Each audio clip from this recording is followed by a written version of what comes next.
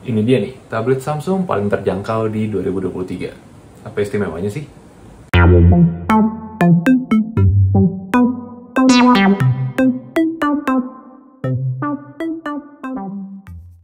Hey, what's up everyone? Back again with me Adito di channel Adito Aditya.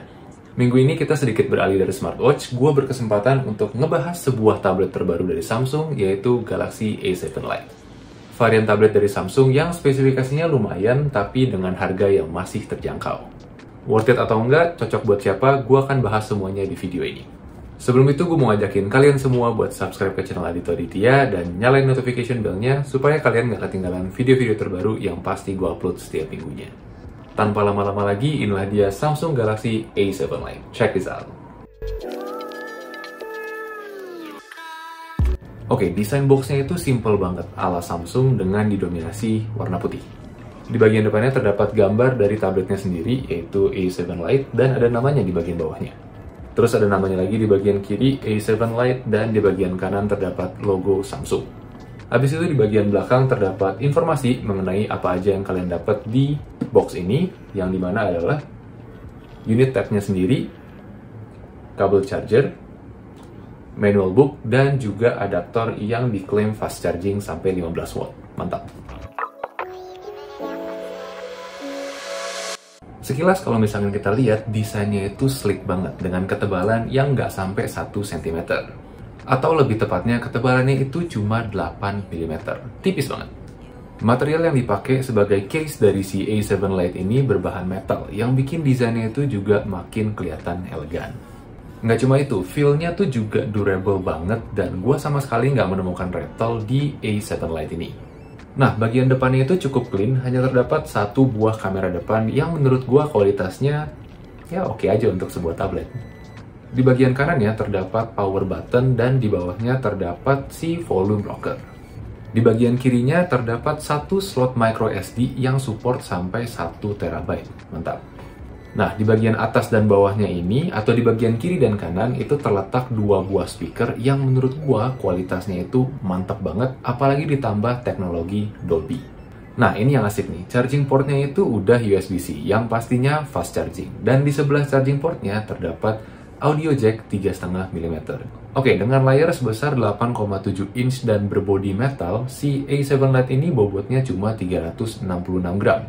Udah bodinya compact, tipis, ringan, menurut gua si A7 Lite ini sangat gampang buat kalian bawa kemana-mana.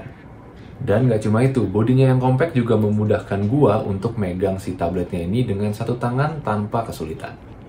Overall, menurut gua desain dari si A7 Lite ini bener-bener elegan dan terkesan premium despite harganya yang cuma sekitar 2 juta, dan dia juga build quality-nya itu bener-bener diperhatiin sama Samsung. Tadi udah gue mention bahwa ukuran layar dari si A7 Lite ini adalah 8,7 inch, cukup gede untuk ukuran tablet mungil. Nah, layar segede ini bisa dipasangin ke bodi sekompak ini itu berkat bezelnya yang super tipis. Hal ini yang bikin si A7 Lite ini tetap compact bodinya, walaupun layarnya itu hampir mirip ukurannya dengan iPad. Yang sangat disayangkan di sini adalah kualitas panelnya yang masih pakai TFT dan bukan AMOLED, sehingga ya gue nggak punya ekspektasi lebih akan layarnya. Tapi dengan resolusi layar yang ukurannya 1340 x 800 pixel, itu ngebuat layar TFT-nya jadi nggak berasa layar TFT. Warna yang dikeluarkan sama layarnya itu juga cukup akurat dan nggak wash out, sehingga ini ngebuat gue jadi seneng banget kalau misalkan nonton di A7 Lite.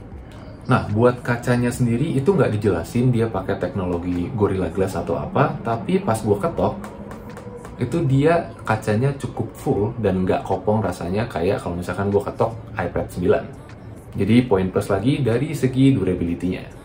Beberapa hari gue main sama si A7 Lite ini, mulai dari setup sampai gue binge watch Netflix dan Disney+, gue sama sekali nggak menemukan keluhan dari segi layarnya. Good job. Ukuran baterai yang dipasangkan di A7 Lite ini adalah sebesar 5100 mAh. Buat ketahanannya itu relatif ya, tergantung pemakaian, tapi berdasarkan pengalaman gua bisa pakai ini sehari penuh tanpa gua harus kehabisan daya di tengah-tengah hari. Nge-charge-nya itu juga cukup cepat dengan adapter 15 watt yang disertain di packagingnya. Dan bener aja, gue ngecharge dari belasan persen sampai 100 itu makan waktu cuma sekitar 2 jam kurang dikit. Chip yang dipasangkan di A7 Lite ini adalah MediaTek dengan octa-core processor. Kecepatannya diklaim sampai 2,3 GHz. Pas gue denger octa-core, gue langsung mikir, wah si A7 Lite ini pasti speednya gila-gilaan, kecil-kecil cabai rawit. Sayangnya performance yang gue dapat dari si A7 Lite tidak sebanding dengan harapan gue. Menurut gue prosesornya itu cukup struggling untuk menjalankan tas-tas kecil dari si One UI. Bisa dilihat dari geser-geser menu, buka aplikasi, bahkan untuk menjalankan tas-tas kecil seperti buka setting, dia benar-benar kewalahan dan cenderung agak laggy. Tapi surprisingly, gue nggak merasakan lag atau delay pada saat gue main game atau nonton video, which is a good thing. Tapi buat masuk ke gamenya dan buka videonya, itu menjadi challenge tersendiri buat gue. Sangat disayangkan memang, tapi gue berharap Samsung bisa keluarin updatean terbaru untuk One UI supaya bisa lebih kompatibel dengan prosesornya. Kalau misalkan kita ngomongin interface, ya dia interface-nya One UI ala Samsung. Yang dimana dia cenderung kaya akan fitur-fitur yang memudahkan kita untuk make si tabletnya. Kayak contohnya Palm Screenshot yang masih hadir di Samsung Galaxy Tab A7 Lite. Overall, gue rasa performance-nya bisa lebih baik lagi. Kalau misalkan kita ngomongin tab nggak lengkap kalau kita nggak ngebahas kualitas speakernya. Soalnya kalau bukan buat entertainment atau nonton, ya buat apa lagi kita beli tab? Well, at least untuk gue, entertainment itu nomor 1. Nah, yang bisa gue katakan di sini adalah suara dari speaker si A7 Lite itu mantep banget. Biasanya kalau misalkan kita beli tab murah, masalahnya itu kan pasti sama speaker, yang dimana suara yang dikeluarkan cenderung cempreng. Tapi enggak dengan A7 Lite, apalagi pas Dolby Sound-nya dinyalain.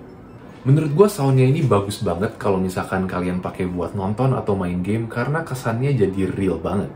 Peletakan speaker di kedua sisi menjadi poin plus tersendiri dan menurut gue sangat perfect karena dia jadi balance aja suaranya yang dikeluarkan sama videonya. Overall untuk sound, the best. Oke, itu tadi review singkat gue tentang si Samsung Galaxy Tab A7 Lite. Gue masih baru banget nih dapet si A7 Lite ini, jadi gue masih butuh waktu lebih banyak lagi untuk explore apa aja yang bisa gue share ke kalian. Dan tentunya gue akan bikin part-part selanjutnya yang ngebahas si A7 Lite ini mulai dari tips and trick sampai hidden features. Overall menurut gue tab ini cukup oke kalau misalkan kalian nyari tab untuk entertainment yang simple-simple aja, nggak buat yang berat-berat. Dan buat kalian yang nyari tab untuk sekedar nonton doang, main game, atau ngejalanin tas-tas ringan, A7 Lite cocok banget. Nah, tapi buat kalian yang nyari tab untuk kerjain tas-tas berat kayak Microsoft Office, habis itu buat ngegambar-gambar, buat kalian anak desain, menurut gue skip yang ini dan cari alternatif lain. Oke, gue rasa sekian dulu videonya, dan komen di bawah kalau misalkan kalian punya pertanyaan-pertanyaan spesifik seputar A7 Lite yang pengen gue bahas di video berikutnya. Dan tentunya buat teman-teman yang suka sama konten-konten kayak gini, jangan lupa like, share, dan subscribe buat tunjukin dukungan kalian terhadap channel Adito Aditya. As always, last but not least, keep learning, but take it slow. Adito out, see you in the next video.